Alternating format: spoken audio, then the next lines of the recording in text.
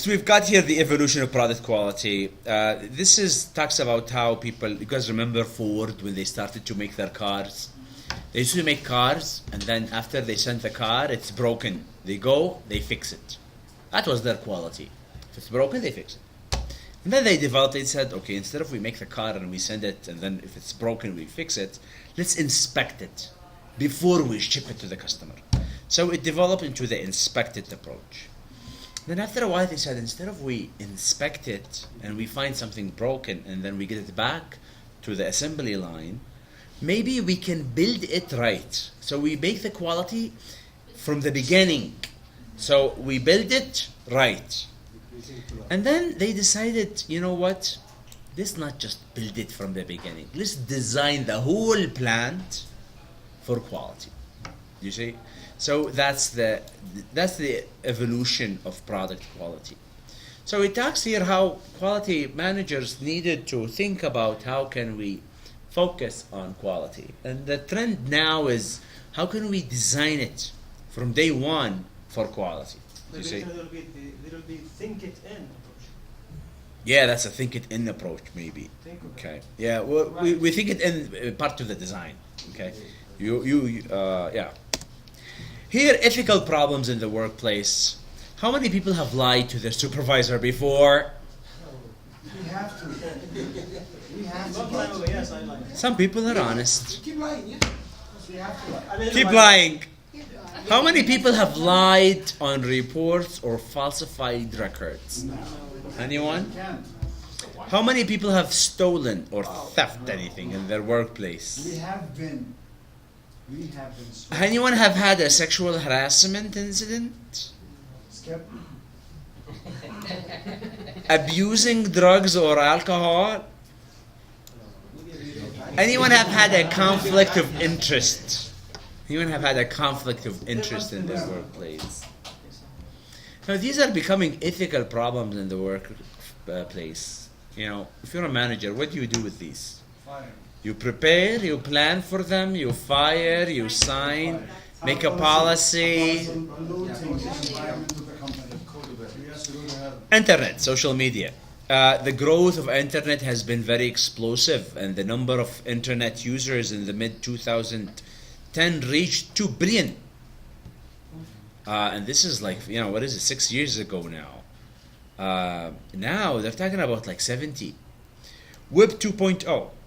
Social networking, user-generated content, giving anyone the means to create and publish content online. Do these care managers? If you're a manager, does this bother you? Some of the company secrets. Do you guys know some companies today, you know, Sony customer service is on Twitter. You have a problem with your Sony product? You tweet it, they tweet it to you back. Customer is not happy, they tweet about you. If they tweet about you bad, that's a big loss, and they can easily spread it.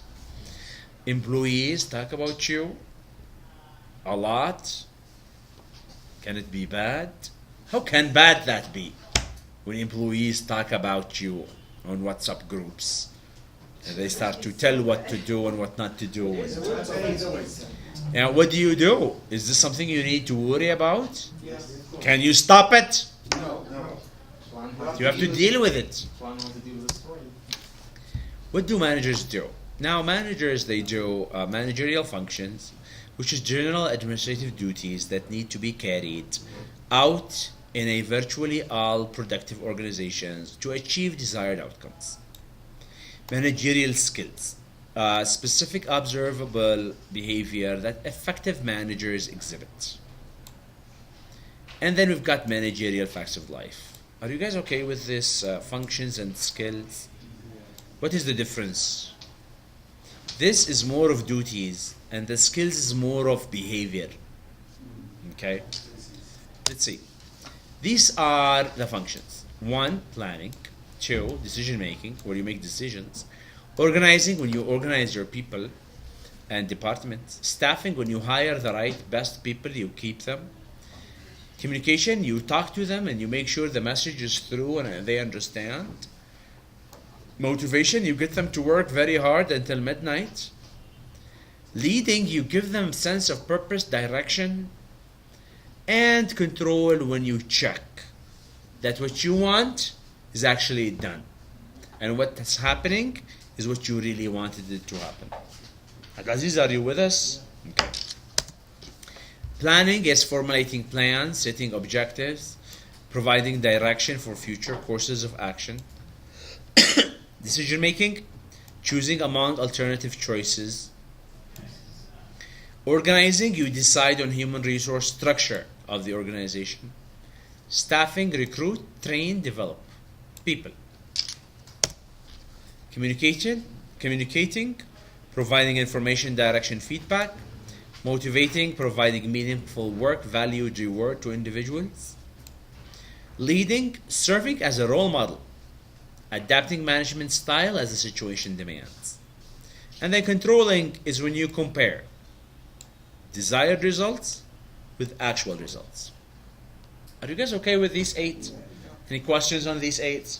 So what do managers do? They do 8 things. What are these 8? Plan, decide, organize, staff, communicate, motivate, control, lead. All right. Now, what are the skills? The skills is Wilson's idea. And they said skills, there are 3 types. Number 1 is technical. If you're a manager, you have to have the technical expertise. You can't be the manager of the bank and you have no banking experience. You can't be the manager of a restaurant and you don't know how to cook food, right? You need to know about cooking and food and tasting. Do you see? You need to have that, how to manage food inventory, right? You need to have clarification of goals, objectives. What is your goal? You need to be able to solve the problems in your area. So all of this is technical. And you need to have some imagination and creativity. You want to apply your education, training, experience in order to do effective, organized job, project. You see? It's difficult if you want to be a restaurant manager and you have no idea about food management or, cooking or... Number 2, you need to have a team building. You need to listen to insights. You can direct and coach. You need to solve problem as team. And you need to be able to coordinate and cooperate. So that's what we call the team building. Can it be under a communication? No, it's team building. How to build a team. Because team is not just communication. It's more of you can listen well, you can direct, you can coach, you can train maybe. You can coordinate and cooperate. Okay, we do it together. Let's do it. Rotate. Listening carefully, communicating clearly, developing effective group. So this is more like a behavioral perspective. Okay. And then here, if you want to be a manager of a restaurant, you need to drive. Put standard performance, control, details, have energy to drive, and exert pressure. What's up? No pressure, you can't drive. So that's part of your behavior. You set goal, you maintain standards, evaluate performance, achieve effective outcomes, involve cost, output, quality, customer service. I have a question. Yes, sir. Next, it talks here about learning to manage. How do managers learn to manage? How do they learn?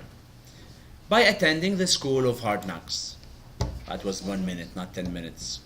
So the best way to learn management is you go the hard knocks school. What is the hard knocks? You go make a big mistake. Okay? You can go overstretch by difficult assignments. You can go get the feeling of threatened. You being stuck in an impulse or dilemma. You can suffer injustice at work.